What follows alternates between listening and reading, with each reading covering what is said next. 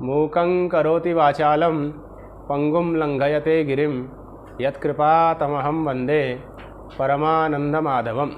वाक्यकारं वररुचिं भाष्यकारं पतंजलिं पाणिनिं सूत्रकारं च प्रणतोस्मि मुनित्रयम्। चलिए, तो क्या चर्चा चल रही थी? भाववाच्य, इनका विवेचन तो हो चुका था। उसके बाद क्या चला? लह कर्मणि च भावे च आकर्मकेभ्यः, इस सूत्र पर चर्चा चल रही थी ना? किस पर चर्चा चल रही थी? हाँ, इस सूत्र के पदों पर विचार किया गया और सूत्र के अर्थ पर विचार किया गया था। दो प्रकार के धातु होते हैं, इसके बारे में बताया गया था, सकर्मक धातु और अकर्मक धातु। उसमें सकर्मक किसको कहेंगे, अकर्मक किसको कहेंगे? सामान्य रूप से ये भी बताया गया था कि जिस क्रिया में को लगा करके प्रश्न पूछा जाए और उस को का अर्थ उत्तर मिल जाए तो उस क्रिया को क्या समझो? सकर्मक समझो। और जहाँ को का उत्तर न मिले उसको क्या समझो? अकर्मक समझो। ठीक हुआ? उससे पहले लह कर्मणि च भावे च आकर्मकेभ्यः सूत्र के अर्थ पर विचार हुआ। सूत्र में कितने पद हैं? अनेक पद हैं। कितने पद हैं? अनेक पद हैं। लह, ये प्रथम विभक्ति बहुवचन का है। कर्मणि, यह सप्तमी विभक्ति। च, यह अव्यय पद है। भावे, यह सप्तमी विभक्ति एक वचन का है। च, यह भी अव्यय पद है। अकर्मकेभ्यः, यह पंचमी विभक्ति बहुवचन। पंचम्यंत क्या? पंचमी एक वचन, पंचमी द्विवचन, पंचमी बहुवचन बताना होगा ना? पंचमी बहुवचन का है। ठीक। और कर्तरीकृत से कर्तरी की अनुवृत्ति आ रही है, अनुकर्षण हो रहा है। कर्तरीकृत से क्या हो रहा है? कर्तरी का अनुकर्षण हो रहा है। अनुकर्षण का तात्पर्य क्या हुआ? अनुकर्षण का तात्पर्य हुआ जो सूत्र आगे है वहां से पहले वाले सूत्र में अनुवृत्ति लाना। जैसे पहले सूत्र कौन हुआ? लह कर्मणि च भावे च आकर्मकेभ्यः। उसके बाद कौन आया? कर्तरीकृत। तो कर्तरीकृत से कर्तरी की अनुवृत्ति किसमें लाएंगे? लह कर्मणि च भावे च आकर्मकेभ्यः में लाएंगे। तो इसको अनुकर्षण कहते हैं। क्या कहते हैं? एक अनुवृत्ति होती है। अनुवृत्ति कैसे होती है? ऊपर से नीचे आती है। जो पहला सूत्र है, जैसे पहला सूत्र क्या है आपका? वृद्धिरादेश है, अदेंग गुण है। फिर पहला वृद्धिरादेश, दूसरा, तीसरा इको गुण वृद्धि। धातु पाठ भी याद करिए। पहला सूत्र क्या है अष्टाध्यायी का? अंतिम सूत्र क्या है? पहला सूत्र क्या है? जो कह रहे हैं। पहला सूत्र क्या है? अंतिम सूत्र क्या है? तो वृद्धिरादेश पहला है, अदेंग गुणः दूसरा है, तीसरा क्या है? इको गुण वृद्धि। अब इको गुण वृद्धि सूत्र में वृद्धि की भी अनुवृत्ति आती है और अदेंग गुणा से गुणा की भी अनुवृत्ति आती है। ये अनुवृत्तियां भी अनेक प्रकार से आती हैं। ये जो अनुवृत्तियां आती हैं ये भी किस प्रकार से आती हैं? अनेक प्रकार से आती है। एक होती है गंगा प्रवाहवत अनुवृत्ति। एक क्या होती है? गंगा प्रवाहवत अनुवृत्ति। हाँ, जैसे गंगा जी का प्रवाह चल रहा है ना जी, उसके मार्ग में जो जो भी आएगा सब में सबको वो भिगाता जाएगा जल। ऐसे ही क्या है? गंगा प्रवाहवत अनुवृत्ति आती है, धारा प्रवाह रूप से अनुवृत्ति आती है। जैसे पहला सूत्र हुआ वृद्धिरादेश, दूसरा हुआ अदेंग गुणः, तीसरा क्या हुआ? इको गुण वृद्धि। अब इको गुण वृद्धि सूत्र में अदेंग गुणा से गुणा की अनुवृत्ति आई। इको गुण वृद्धि सूत्र में क्या आई? अदेंग गुणा से गुणा की अनुवृत्ति आई। हाँ, तो अदेंग गुणा पहले है, उसके तत्काल बाद में क्या है? इको गुण वृद्धि है ना। तो अदेंग गुणा से के तुरंत बाद क्या आ गया? इको गुण वृद्धि आ गया। तो इको गुण वृद्धि में किसकी अनुवृत्ति आ गई? ये आपका वही हुआ, धारा प्रवाह रूप से अनुवृत्ति आ गई है। और एक होती है मंडूकप प्लुति से अनुवृत्ति। कैसे होती है? मंडूकप प्लुति। मान लिया एक सूत्र से दूसरे सूत्र में अनुवृत्ति ले जानी है, लेकिन बीच में 3-4 सूत्र और आ गए। बीच में क्या आ गए? 3-4 सूत्र और आ गए। तो 3-4 सूत्रों को छोड़ करके अगले सूत्र में अनुवृत्ति चले जाती है। यहां पर भी समझ सकते हैं, एको गुण वृद्धि सूत्र है, उससे पहले अदेंग गुण है, उससे पहले क्या है? वृद्धिरादेश। तो वृद्धिरादेश से वृद्धि भी जाता है। कहाँ जाता है? वृद्धि में जाता है। तो वृद्धि की अनुवृत्ति हम कैसे मान सकते हैं? मंडूकप प्लुति से मान सकते हैं। मंडूकप प्लुति का मतलब क्या हुआ? जैसे मंडूक होता है मेढक, वो जब कूदता है ना, तो कभी तो क्या करता है, यहां से कूदा इधर ही बैठ गया, फिर वहां से कूदा फिर थोड़ा सा आगे चल करके बैठ गया। लेकिन कई बार क्या होता है, यहां से कूदेगा और थोड़ी जगह छोड़ने के बाद आगे जाकर के बैठेगा। इसी को बोलते हैं मंडूकप प्लुति। यहां से उसने प्लुति की, यहां से वो उड़ा और बीच में काफी जगह छोड़ दी, उसके बाद जाकर के बैठ गया। तो ये मंडूकप प्लुति न्याय से अनुवृत्ति मानी जाती है। तो वृद्धिरादेश सूत्र से वृद्धिरादेश सूत्र है, उसका जो वृद्धि पद है वो अदेंग गुणा को छोड़ करके कहाँ चले गया? एको गुण वृद्धि में चले गया। तो ये मंडूकप प्लुति से भी अनुवृत्ति हम मान सकते हैं। अदेंग गुणा से एको गुण वृद्धि में जाएगा तो ये धारा प्रवाह रूप से जाएगा, क्योंकि उसका तत्काल बाद में क्या है? एको गुण वृद्धि है। लेकिन वृद्धिरादेश से वृद्धि जाएगा तो वो कैसे उसको हम क्या कह सकते हैं? मंडूकप प्लुति न्याय से अनुवृत्ति कह सकते हैं। तो ये दो अनुवृत्ति के प्रकार हुए। इसी प्रकार से एक होता है अनुकर्षण। क्या होता है? अनुकर्षण। यहां पर क्या हो रहा है? यहां पर पहले जिस पद की अनुवृत्ति ले जानी है वो सूत्र पहले आ गया है, और जिसमें अनुवृत्ति ले जानी है वो सूत्र बाद में आया है। अनुकर्षण में क्या होता है? जिसमें अनुवृत्ति ले जानी है वो पहले आ जाएगा, और जिसकी अनुवृत्ति लानी है वो बाद में आएगा। तो वहां पर बाद वाले से पहले वाले में किसी पद को लाया जाता है। इसको क्या बोलते हैं? अनुकर्षण। तो कर्तरीकृत सूत्र से कर्तरी पद की क्या होती है? का अनुकर्षण इस सूत्र में होता है। किस सूत्र में? लह कर्मणि च भावे चा कर्म केभ्य, और उसको 2 बार पढ़ दिया जाता है। कर्तरी एक कर्तरी है, उसको 2 बार पढ़ देते हैं, है ना। इसीलिए उसका अर्थ क्या बन गया? लकाराहा सकर्म केभ्य कर्मणि कर्तरी च स्युः। कर्तरी एक बार आ गया, फिर अकर्म केभ्यो भावे कर्तरी च, फिर कर्तरी दोबारा 2 बार कर्तरी आया ना। ये वो 2 ही बार, एक कर्तरी पद को 2 बार पढ़ने से 2 बार उसका अन्वय इस प्रकार से हुआ। तो अब इस सूत्र के बारे में क्या अर्थ, सूत्र का क्या बना? सकर्मक धातुओं से कर्ता और कर्म अर्थ में लकार आएंगे, और अकर्मक धातुओं से कर्ता और भाव अर्थ में लकार आएंगे। ये सूत्र का अर्थ हुआ। और सूत्र में तो अकर्म के भ्या का ग्रहण किया गया है, सकर्म के भ्या का ग्रहण तो किया नहीं है। तो सकर्म के भ्या कहां से लाएंगे? चौ से ले आएंगे। चौ अकर्म के भ्या है ना, तो चौ से क्या ले लेंगे हम? सकर्म के भ्या, और अकर्म के भ्या तो सूत्र में है ही है। इस प्रकार से सूत्र का अर्थ क्या हो गया? सकर्मक जो धातु में होंगी उनसे कर्ता और कर्म अर्थ में लकार आएंगे, और अकर्मक जो धातु में होंगी उनसे कर्ता और भाव अर्थ में लकार आएंगे। ये सूत्र का अर्थ निष्पन्न हुआ। अब यहां पर पहले सूत्र के अर्थ को पूर्ण रूप से समझने के लिए सकर्मक और अकर्मक को समझना जरूरी है। तो सकर्मक और अकर्मक का सामान्य परिचय कराया गया था। सह कर्मणा वर्तते इति सकर्मकः, ऐसा धातु जिसमें कर्म हो अथवा कर्म लगने की योग्यता हो, वो धातु क्या होता है? और अविद्यमानम कर्म येषाम ते अकर्मकाः, जिनमें क्या हो? कर्म विद्यमान न हो, जिसमें कर्म लगने की योग्यता वो धातु क्या होता है? अकर्मक होता है। ठीक है। अब इसको और स्पष्ट रूप से समझने के लिए थोड़ा और इसमें विशेष विचार करना होगा।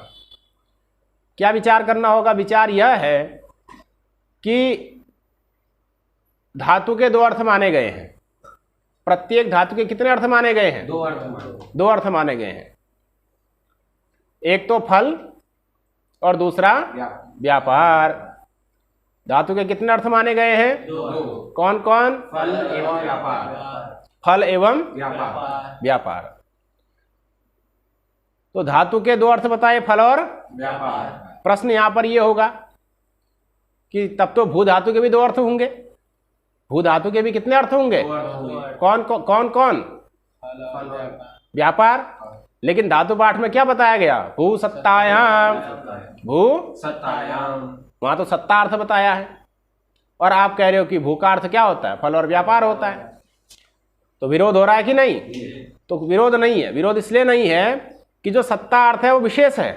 भू धातु का सत्ता जो अर्थ है ना, वो विशेष अर्थ है, और सामान्य रूप से फल व्यापार अर्थ भी है। तो वस्तुतः सत्ता के अंदर ही फल व्यापार दोनों है। सत्ता के अंदर ही क्या है? फल व्यापार दोनों। ये आगे चल के स्पष्ट होगी बात, धीरे धीरे स्पष्ट हो जाएगी। तो क्या है कि जितने भी धातु हैं सबके दो अर्थ हैं, सामान्य रूप से हैं। ये जितने भी धातु हैं सभी के सामान्य रूप से दो अर्थ होते ही होते हैं। कोई भी धातु हो उसके दो अर्थ होंगे ही होंगे, और ये बात अनुभव सिद्ध है। ये बात क्या है? अनुभव सिद्ध है। अनुभव करके भी आप देखेंगे, जहां भी आप क्रियापदों का प्रयोग करते हैं, पचति, पठति, हसति, गच्छति, लिखति, भवति, सब जगह दो अर्थ आपको प्रतीत होंगे विचार करने पर। एक फल अर्थ प्रतीत होगा और एक व्यापार अर्थ प्रतीत होगा। यह अनुभव सिद्ध बात है। महाभाष्यकार ने भी कहा द्व्यर्थः पचिहि। महाभाष्यकार ने क्या कहा? पच धातु के दो अर्थ होते हैं, ऐसा महाभाष्यकार ने भी कहा। इससे भी सिद्ध होता है कि धातु के दो अर्थ होते हैं, प्रत्येक धातु के दो अर्थ होते हैं। कौन कौन? एक फल और दूसरा व्यापार। द्व्यर्थः पचिहि महाभाष्यकार ने भी कहा है। अब जब धातु के ये दो अर्थ हुए, कौन कौन अर्थ हुए? फल और व्यापार। फल और व्यापार। तो यहीं से आपको सकर्मक और अकर्मक को पकड़ना है। इन दोनों अर्थों से ही सकर्मक और अकर्मक की व्यवस्था बनेगी। किन दोनों अर्थों से? फल और व्यापार। इन दोनों अर्थों से क्या बनेगी? सकर्मक और अकर्मक की व्यवस्था बनेगी। कैसे बनेगी? तो देखिए, धातु के दो अर्थ हुए फल और व्यापार। जहां पर फल किसी दूसरी जगह रहे, फल किसी दूसरी जगह रहे और व्यापार कहीं दूसरी जगह रहे, व्यापार कहीं दूसरी जगह रहे, ऐसा जो धातु होगा ना वो सकर्मक होगा। वो धातु क्या होगा? सकर्मक होगा। इसके लिए एक परिभाषा लिखिए। फल व्यधिकरण व्यापार वाचकत्वम सकर्मकत्वम। फल व्यधिकरण, फल व्यधिकरण व्यापार वाचकत्वम सकर्मकत्वम। सकर्मकत्वम और फल समानाधिकरण व्यापार वाचकत्वम अकर्मकत्वम। फल व्यधिकरण व्यापार वाचकत्वम सकर्मकत्वम और फल समानाधिकरण व्यापार वाचकत्वम अकर्मकत्वम। ये सकर्मक और अकर्मक का लक्षण हुआ। सकर्मक और अकर्मक का क्या हुआ? ये लक्षण हुआ। लक्षण हुआ। क्या लक्षण हुआ?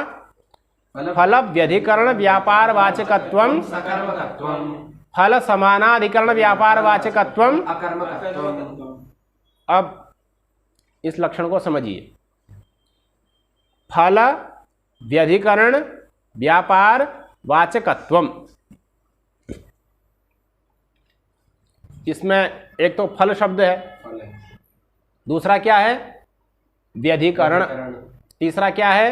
व्यापार। व्यापार। ठीक हो गया।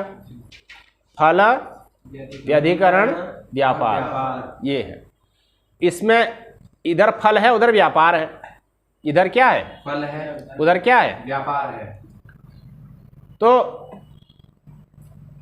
दोनों के बीच में क्या शब्द है? व्यधिकरण। व्यधिकरण।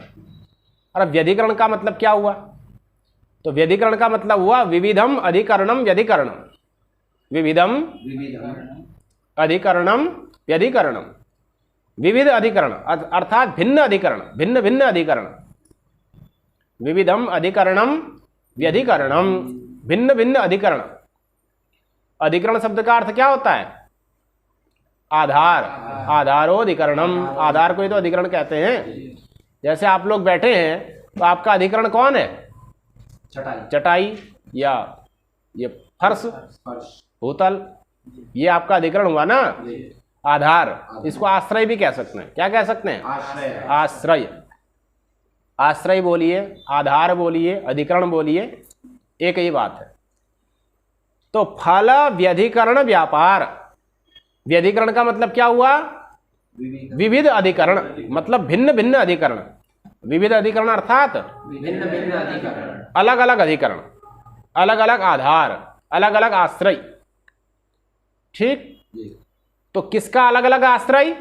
फल और व्यापार, बीच में व्यधिकरण है ना, इस तरफ फल है, उस तरफ क्या है? व्यापार है। तो फल और व्यापार का आश्रय जहां क्या होगा? भिन्न भिन्न होगा। फल और व्यापार का आश्रय, आधार जहां क्या होगा? भिन्न भिन्न होगा। वहां पर जो धातु होगी, क्योंकि धातु कोई ना कोई धातु होगी, फल और व्यापार है तो ये तो अर्थ हुए ना। फल और व्यापार क्या है? ये अर्थ हुए। तो अर्थ है तो शब्द कौन है? फल और व्यापार तो वाच्य हुए, वाचक कौन है? तो धातु है। पहले बताया कि धातु के दो अर्थ होते हैं, फल और व्यापार। तो फल और व्यापार अगर अर्थ वहां पर दिख रहे हैं तो निश्चित है वहां पर धातु भी है जिसके ये दो अर्थ हैं। तो जो धातु है जिसके ये दो अर्थ हैं, फल और व्यापार, और ये फल और व्यापार अगर कैसे हैं? व्यधिकरण है। व्यधिकरण है अर्थात भिन्न भिन्न अधिकरण में रहने वाले हैं। मतलब फल कहीं और रह रहा है और व्यापार कहीं और रह रहा है। तो ऐसा जो धातु होगा, ऐसा जो धातु होगा, वो धातु क्या कहलाएगा? सकर्मक कहलाएगा। फल व्यधिकरण व्यापार वाचकः धातु सकर्मकः, ऐसे समझिए, सरल सरल में समझिए। सरल में क्या बनेगा? फल व्यधिकरण व्यापार वाचक को धातु सकर्मकः। कह धातु सकर्मकः, तो फल व्यधिकरण व्यापार वाचको धातु, सकर्मकः। हाँ, और जिसमें क्या रहेगा? फल व्यधिकरण व्यापार वाचकत्व रहेगा, उसी में सकर्मकत्व रहेगा। अर्थात जिसमें फल व्यधिकरण व्यापार वाचक का भाव रहेगा उसी में सकर्मक का भाव रहेगा। तात्पर्य क्या निकलेगा? धातु के जो दो अर्थ होते हैं, फल और व्यापार, वो दोनों अगर कहाँ रहें? भिन्न भिन्न अधिकरण में रहें, उनका आधार अगर क्या हो? भिन्न भिन्न हो, तो ऐसा जो धातु होगा वो क्या कहलाएगा? सकर्मक कहलाएगा। तो कोई पूछे सकर्मक किसको कहते हैं, तो क्या कहेंगे? धातु के दो अर्थ होते हैं, फल और व्यापार। तो धातु के जो दो अर्थ, फल और व्यापार, अगर वह दोनों भिन्न भिन्न अधिकरण में रहते हैं, उन दोनों का आधार अलग अलग है, तो वो धातु क्या कहलाएगा? सकर्मक कहलाएगा। ये तो सकर्मक हो गया। और अकर्मक किसको कहेंगे? तो ये दोनों धातु के ये दो अर्थ हैं, फल और व्यापार, ये दोनों अगर कहाँ रहें? एक अधिकरण में ही रहें, एक ही जगह में आ जाएं, उसी को बोला समानाधिकरण। समानम अधिकरणम ययोः ते समानाधिकरणे। जिनका अधिकरण क्या है? समान है, एक ही है। जिनका आधार क्या है? एक ही है, वो क्या कहलाएंगे? समानाधिकरण। तो धातु के जो दो अर्थ, फल और व्यापार, वो अगर एक ही अधिकरण में रह रहे हैं, एक ही अधिकरण में रह रहे हैं, तो ऐसा जो धातु होगा वो धातु क्या कहलाएगा? अकर्मक कहलाएगा। फल समानाधिकरण व्यापार वाचकत्व अकर्मकत्व। फल का समानाधिकरण जो व्यापार, उस व्यापार का वाचक जो धातु, वो धातु क्या कहलाएगा? अकर्मक कहलाएगा। अर्थात जहां पर फल और व्यापार एक ही जगह रहेंगे, वो धातु कैसा हो जाएगा? अकर्मक हो जाएगा। जिस धातु के अर्थ, फल और व्यापार एक ही जगह रहेंगे, वो धातु अकर्मक हो जाएगा। उदाहरण के लिए समझिए, एक एक उदाहरण ले लीजिए दोनों का। तो हमने कहा देवदत्तः तंडुलम पचति, या देवदत्तः ओदनम पचति, तंडुलम पचति। देवदत्तः देवदत्त तंडुल पकाता है। अब धातु कौन है? पच, पचती है ना, पचती, दुपचश पाके। कौन धातु है? दुपचश पाके। पच धातु है। पच धातु है तो धातु के दो अर्थ होते हैं, बताया था। तो पच धातु के भी कितने अर्थ होंगे? कौन कौन? फल और व्यापार। फल और व्यापार।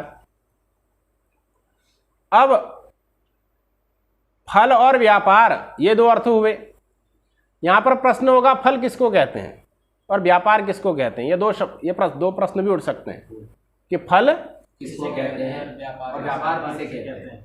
ठीक है, तो इसको ऐसे समझिए, क्रिया के द्वारा जो उत्पन्न होता है, क्रिया के द्वारा जो उत्पन्न होता है उसको फल कहते हैं। क्रिया के द्वारा जो उत्पन्न होता है उसे फल कहते हैं। और क्रिया को व्यापार कहते हैं। इतना समझिए मोटा मोटा। क्रिया को व्यापार कहते हैं और क्रिया के द्वारा जो उत्पन्न उसको फल कहते हैं। फल कहते हैं। ठीक।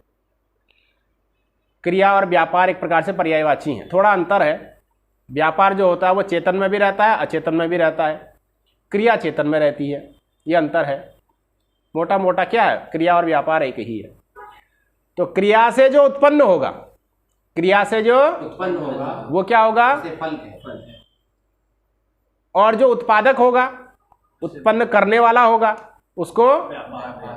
तो फल और व्यापार में क्या संबंध बनेगा, जन्य जनक भाव संबंध। एक जन्य है और एक जनक है। जैसे पिता और पुत्र है ना, पिता उत्पादक है, उत्पन्न करने वाला है, जनक है, और पुत्र क्या है, जन्य है, उत्पन्न होने वाला है। तो दोनों में कौन संबंध है, जन्य जनक भाव संबंध है। ऐसे ही फल और व्यापार में भी क्या होता है, जन्य जनक भाव संबंध होता है। जन्य कौन होता है, फल, और जनक कौन होता है, व्यापार, क्रिया। दोनों में जन्य जनक भाव संबंध है।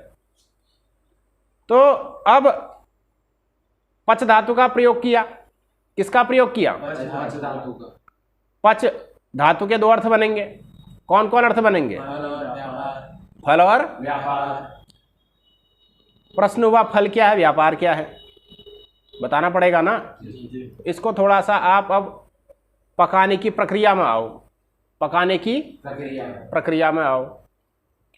तो जब आदमी, कोई भी व्यक्ति पकाता है, खाना तो बनाते होगे, पकाता जब है तो क्या करता है, सबसे पहले क्या करेगा, जो वस्तु पकानी है उसको लाएगा।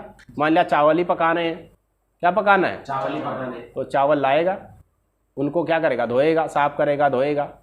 धोने के बाद कुकर में चढ़ा देगा, पानी डाल देगा, कुकर लगाया और आग जला दी, गैस जला दी, बीच में सीटी आई और उतार के नीचे रख दिया। और उससे हुआ क्या, तो कुकर खोल के देखा तो उसके अंदर जो पहले हमने कठोर चावल रखे थे वो क्या हो गए हैं, अब मुलायम हो गए हैं, है ना। तो यहां पर दो बातें हो रही हैं। एक तो जो कठोर चावल थे उनको हमने क्या किया, मुलायम कर दिया, शिथिल कर दिया। यही फल है, यही क्या है, यही तो चाहिए था ना हमको। इसी के लिए ना हम इतना प्रपंच, इतना सब काम कर रहे थे। चावल लाए, धोया, कुकर में डाला, गैस जलाई, ये सब हमने काम क्यों किया, ताकि वो भात पक करके हमारे सामने, यही फल हुआ। इसको विक्लित्ति कहते हैं संस्कृत में। क्या कहते हैं, विक्लित्ति। विक्लित्ति है ना। विक्लित्ति मतलब जो अवयव थे ना, कठिन अवयव, उनका मृदुकरण हो गया, वो मुलायम हो गए, शिथिलता उनमें आ गई, इसको विक्लित्ति कहते हैं। अब ये जो विक्लित्ति है, ये जो अवयवगत काठिन्य का मृदुकरण है, मृदुकरण रूप, मृदु भवन रूप विक्लित्ति है। ये विक्लित्ति आई कैसे, उसके लिए आपने पहले वो सारी क्या की है, छोटी छोटी क्रिया की, इन्हीं को व्यापार कहते हैं। क्या छोटी छोटी क्रिया की, चावल लाए, ये भी क्रिया है, ये भी व्यापार है। धोना, ये भी व्यापार है। कुकर में डालना, ये भी व्यापार है। गैस जलाना, ये भी व्यापार है। फिर सीटी आई, उसको फिर नीचे उतार देना, ये भी व्यापार है। खोल करके देखना, पके कि नहीं पके, उसको देखना, ये सब क्या है, ये सब छोटे छोटे व्यापार हैं। इन छोटे छोटे व्यापारों का जो समूह होता है ना, इन सारे व्यापारों को क्या कर देते हैं, इन सारे छोटे छोटे व्यापारों में अभेद की कल्पना कर देते हैं। इन सारे व्यापारों को एक ही मान लेते हैं। जैसे अनेक माला में क्या होती है, अनेक अनेक मनके होते हैं। तो अगर देखोगे तो एक 108 मनके हैं, लेकिन 108 मनकों की क्या होती है, एक माला होती है। ठीक उसी प्रकार से छोटे छोटे आपने व्यापार किए, तो इन सारे व्यापारों को हम क्या मान लेते हैं, अभेद कर लेते हैं। इन सब में अभेद मान करके क्या कर देते हैं, इनको एक हम पकाना बोल देते हैं। इसको हम क्या बोलते हैं, हाँ, ठीक है ना। तो यही आपका पकाना रूपी व्यापार हुआ। इस पकाना रूपी व्यापार से क्या हुआ, वो विक्लित्ति हमको प्राप्त हो गई। ठीक। तो अब पच धातु के दो अर्थ बताए थे। यहां पर जन्य कौन हुआ, जनक कौन हुआ। एक तो पकाना रूपी हमने छोटी छोटी क्रिया की, और उससे क्या मिला हमको, शिथिलता, चावलों में शिथिलता आ गई, कोमलता आ गई। तो इसमें जन्य कौन है, जनक कौन है, उत्पन्न होने वाला कौन है और उत्पादक कौन है? उत्पादक व्यापार, व्यापार, उत्पादक और छोटे छोटे व्यापार है ना, और उत्पन्न कौन हुआ उससे? फल, विकृति, विकृति, वो कोमलता, यही तो उत्पन्न हुई ना। पहले कोमलता कहाँ थी, लेकिन जब हमने छोटे छोटे व्यापार किए तब क्या हो गई, वो कोमलता आ गई चावलों में। तो ये जो कोमलता है विकृति, ये क्या हो गई, फल। और उससे पहले के जो छोटे छोटे अवान्तर व्यापार थे वो सब क्या हो गए, वो सब व्यापार हो गए। उसको हम क्या कहेंगे, व्यापार कहेंगे। तो पच धातु के दो अर्थ हो गए, कौन कौन, फल और व्यापार। तो फल क्या हुआ, वो विकृति, और व्यापार क्या हुआ, वो चावल धोना, चावल धोना, कुकर में चढ़ाना, आग जलाना, वो सारे आपके अवान्तर व्यापार हो गए। पहले जमाने में तो ये सब कुकर इत्यादि नहीं था ना। पहले जमाने में क्या होता था, आग में उसमें पतीले में, चूल्हे में लकड़ी से सब जलाते थे, बनाते थे। तो उसको पारिभाषिक शब्दों में फूत्कारत्व, अधः संतापनत्व, यत्नत्व, चुल्योपरिधारणत्व, दर्वी परिसंगठनत्व, है अधः श्रेणत्व, ये सब कहा जाता है पारिभाषिक शब्दों में। आप आज के समय में तो वो सब चुल्योपरिधारणत्व, चुल्ली ही नहीं है, अब कहाँ चुल्योपरिधारणत्व होगा, अब तो गैसोपरिधारणत्व है ना। ये जो बन गई है, ये सब चूल्हे आधुनिक हो गए हैं, इनके ऊपर धारण करो। तो द्रव्य परिसंगठनत्व की भी जरूरत नहीं है आजकल। कुकर में ढक्कन बंद कर दो, कहाँ द्रव्य परिसंगठनत्व, कौन घुमाता है, सीटी लग गई, हो गया। तो ये सब क्या है, ये सब आपके क्या हो गए, ये छोटे छोटे अवान्तर व्यापार हो गए। इनसे हमको क्या मिल गया, विकृति मिल गई। तो ये क्या हो गए आपके, यहां पर दो चीजें हो गई हैं। एक तो व्यापार हो गया है पहले, उसके बाद क्या हो गया है, विकृति आ गई है। तो फल कौन हुआ और विकृति कौन हुआ, समझ में आया? फल कौन हुआ, फल जो मुलायम जो हमें वो प्राप्त, हाँ उसको विकृति बोलो। फल कौन हुआ, विकृति, और व्यापार कौन हुआ, जो प्रक्रिया करी, हाँ जो क्या किया, धोया चावल को, चावल चढ़ाए, गैस चलाया, हाँ वो सब क्या हो गए, व्यापार हो गए। ठीक, अब यहां पर जब आपके सामने दो चीजें स्पष्ट हो गई, पच धातु के दो अर्थ स्पष्ट हो गए। पच धातु के दो अर्थ कौन कौन थे, फल और व्यापार। अब कौन फल है कौन व्यापार है, ये आपके दिमाग में स्पष्ट हुआ कि नहीं? फल कौन हुआ, विकृति, और व्यापार कौन हुआ, वो सारी प्रक्रिया की वो सब क्या हो गई, वो व्यापार हुआ, उनका समूह, वो सब क्या हो गया, एक। ठीक, अब पच धातु को देखना है कि ये सकर्मक है या अकर्मक है। ठीक है, तो अब देखिए ये जो दो अर्थ है ना, फल और व्यापार, ये जो दो अर्थ है, ये अगर अलग अलग जगह रहेंगे, अगर ये क्या होंगे, अलग अलग जगह रहेंगे, तो ये पच धातु क्या हो जाएगा, सकर्मक। और ये दोनों अगर क्या होंगे, एक ही जगह होंगे, तो ये धातु क्या हो जाएगा, अकर्मक हो जाएगा। ठीक हो गया। तो अब देखो कि जो प्रक्रिया जो हुई थी, वो प्रक्रिया किसमें है, वो प्रक्रिया किसने की, जो बनाने वाला था, कोई भी हो सकता है वो, आप ही अपने आप को रख लो उस स्थान पे। तो वो सारी प्रक्रिया किसमें होगी, बनाने वाले में, बनाने वाले में, जो करता है उसको कर्ता भी कहेंगे, है ना। व्यापार जो हो रहा है ना, वो प्रक्रिया, उस प्रक्रिया का जो आश्रय है, वो प्रक्रिया जिसमें रहती है, व्यापार या क्रिया जिसमें रहती है, उसको ही कर्ता कहते हैं। स्वतंत्र, स्वतंत्र का मतलब क्या है, वही व्यापार आश्रय, व्यापार का जो आश्रय होगा ना वही स्वतंत्र है, उसी को कर्ता कहेंगे। तो वो जो व्यापार है वो किसमें रहा, कर्ता में, और जो विकृति हुई, जो वो कोमलता आई, वो किसमें आई, चावल में, बोलिए किसमें आई, चावल में आई। कोमल कौन हुआ, कर्ता कोमल हुआ क्या, नहीं, कौन कोमल हुआ, चावल, तो विकृति किसमें आई, चावल में, तो विकृति किसमें रही, चावल में, विकृति का आधार कौन बना, विकृति का आश्रय कौन बना, विकृति का अधिकरण कौन बना, चावल बना। एक ही बात है, आश्रय, अधिकरण, आधार। व्यापार का आश्रय कौन बना, व्यापार का अधिकरण कौन बना, तो व्यापार किस, व्यापार का अधिकरण कौन है, विकृति रूपी फल का अधिकरण कौन है, तो दोनों का अधिकरण एक है कि अलग अलग है, अलग अलग है। तो फल व्यधिकरण व्यापार, जहां पर फल भिन्न अधिकरण में रहे, व्यापार भिन्न अधिकरण में रहे। ऐसी धातु जिसके दो अर्थ फल और व्यापार भिन्न भिन्न अधिकरण में रहे। वो धातु क्या कहलाती है? वो धातु क्या कहलाता है? सकर्मक। सकर्मक कहलाता है। तो पच धातु क्या हुआ? सकर्मक की अकर्मक? सकर्मक। सकर्मक हो गया। पच धातु क्या हो गया? सकर्मक। सकर्मक हो गया। कोई संदेह? तो इस पच धातु से जब लकार आएंगे, पच धातु सकर्मक हो गया ना, इस पच धातु से जब क्या आएंगे? लकार आएंगे। किस अर्थ में आएंगे? या तो कर्तार्थ में आएंगे, या फिर कर्म अर्थ में आएंगे। या तो कर्तार्थ में आएंगे, या फिर कर्म अर्थ में आएंगे। ठीक है। और जहां पर धातु के दो अर्थ फल और व्यापार एक ही अधिकरण में रहे, एक ही जगह रहे, वो धातु क्या हो जाएगा? अकर्मक हो जाएगा। जैसे शींग धातु ले लो, शींग स्वप्ने सोता है, क्या करता है? सोता है। अब सोता है में क्या होता है? आदमी मान लिया बहुत थक गया, वो बिस्तर पे जाकर के लेट गया, लेटने के बाद उसको नींद आ गई, नींद आने के बाद उसको क्या होता है? सुख की अनुभूति होती है, सुख की अनुभूति होती है। तभी तो उठने के बाद कहता है ना, आज बड़ा मजा आया, खूब बढ़िया नींद आई, मूड फ्रेश हो गया, कहता है कि नहीं कहता है? तो ये सुखानुभूति है, यही फल है। सोने का फल क्या हुआ? वही सुखानुभूति होना, यही क्या हुआ? फल हुआ। और वहां उस सुखानुभूति को लेने के लिए उसने क्या प्रक्रिया की है?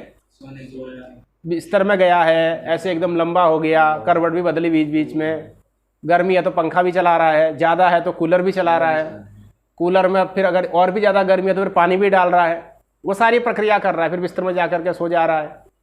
उससे उसको क्या हो रहा है? वो सुखानुभूति हो रही है। तो ये जो सोना सींग धातु है ना, सोता है, इसमें दो काम हो रहे हैं। एक तो वो प्रक्रिया हुई, क्या प्रक्रिया हुई? उसने कूलर रखा, पानी का, बिस्तर में लेटा, वो सब हुआ, वो सब उसने प्रक्रिया की। उसके बाद उसको उसका फल मिला। क्या फल मिला? सुखानुभूति हुई, सुखानुभूति हुई। ये सुखानुभूति फल हो गया। और वो सारी प्रक्रिया, उस सुखानुभूति को प्राप्त करने की जो पहले की प्रक्रिया है, मान लिया बिस्तर नहीं है तो बिस्तर बाजार से ला रहा है, खटिया भी ला रहा है, बिछा रहा है, बढ़िया से बढ़िया बना रहा है उसको ताकि अच्छी नींद आ जाए, है ना? ये सारी प्रक्रिया क्या है? यही अब व्यापार है। अब देखो, ये जो व्यापार है और जो सुखानुभूति रूपी फल है, ये दोनों एक जगह है कि अलग अलग है? एक जगह। किसमें है? ये कर्ता में ही है, क्योंकि जो प्रक्रिया कर रहा है सुखानुभूति भी किसको हो रही है? उसी को हो रही है। ऐसा थोड़ी है कि बिस्तर में कोई और सोएगा और सुखानुभूति किसी और को होगी, ऐसा होता है क्या कभी? जो सोया बिस्तर में, जिसने प्रक्रिया की सोने की, उसी को क्या हुई? सुखानुभूति भी उसी को हुई और प्रक्रिया भी उसी ने की। तो सुखानुभूति भी कहाँ रही? उसी व्यक्ति विशेष में, और वो प्रक्रिया भी कहाँ रही? उसी व्यक्ति विशेष। तो सुखानुभूति फल थी, वो प्रक्रिया क्या थी? व्यापार थी। तो फल समानाधिकरण व्यापार, फल और व्यापार का अधिकरण समान हो गया कि नहीं? कौन हो गया? वही व्यक्ति विशेष हो गया। एक ही व्यक्ति विशेष में क्या रहा? वो सुखानुभूति भी रही, वो प्रक्रिया भी रही। इसलिए ऐसी जो सींग धातु है, जिसका अर्थ क्या है? सोना, सोना और उसको उत्पन्न करने वाली प्रक्रिया, ये अर्थ है। उस सींग धातु का जो ये दो अर्थ हुआ, ये दोनों अर्थ किस में रहे? एक ही व्यक्ति विशेष में रहे। इसलिए ऐसी जो सींग धातु हो गई, उसके जो दो अर्थ हो गए, वो कैसे हो गए? फल समानाधिकरण व्यापारवाचक हो गए। फल और व्यापार के का अधिकरण आधार क्या हो गया? समान हो गया, एक ही हो गया। इसलिए सींग धातु क्या हो गई? अकर्मक हो गई। सींग धातु क्या हो गई? अकर्मक हो गई। अब इस अकर्मक सींग धातु से जब लकार आएगा, इस अकर्मक सींग धातु से जब लकार आएगा, किस अर्थ में आएगा?